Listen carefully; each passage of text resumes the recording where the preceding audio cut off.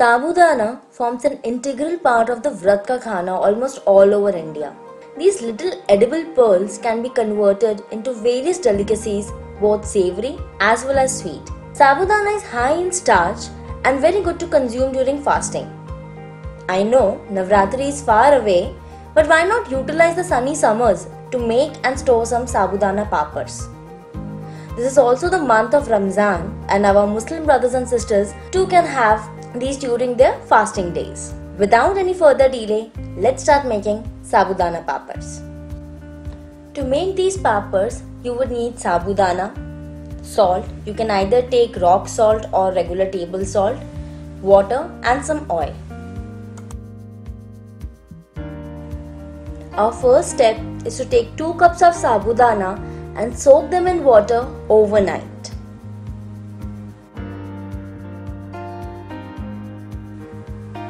By the next day, Sabudana will absorb all the water and fluff up. Now, we will boil them in some more water.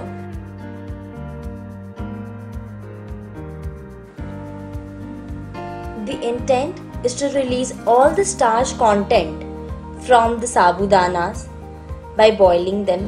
So it is important that we keep on stirring and mashing the beads with a ladle from time to time.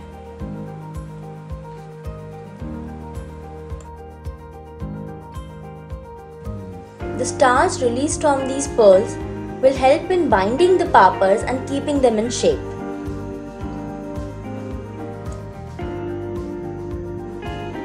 Now we will add some salt as per our taste. Here I have used Sendha Namak, that is rock salt, because I intend to store some and consume during the fasting days. You can use the regular table salt as well, that completely depends on your choice.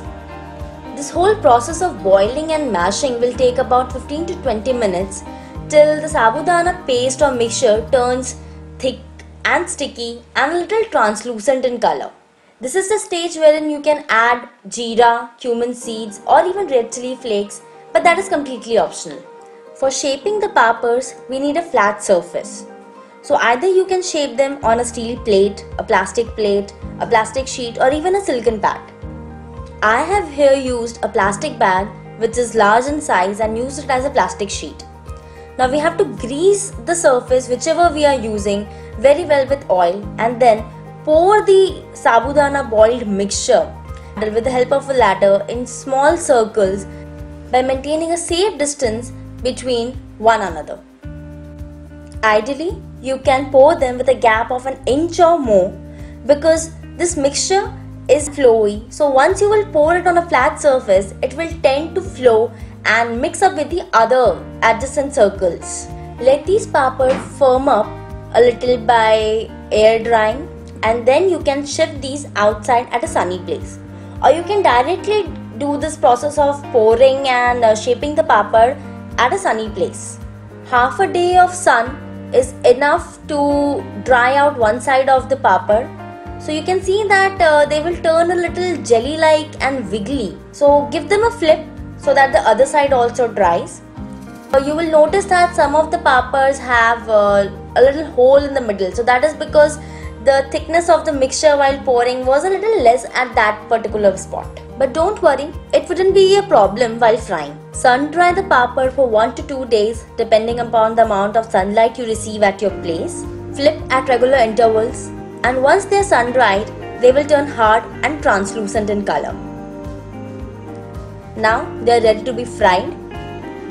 So just pop them in some hot smoking oil and you would see that just in a jiffy, they will start fluffing up like white clouds and extremely crunchy and crispy.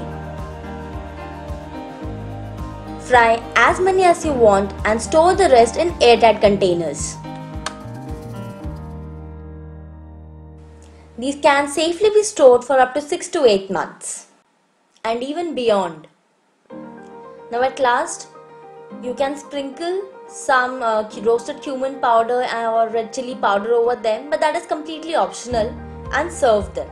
Enjoy the homemade Sabudana papars. I hope you liked this video, so don't forget to hit the like button and subscribe to our channel for more such interesting recipes.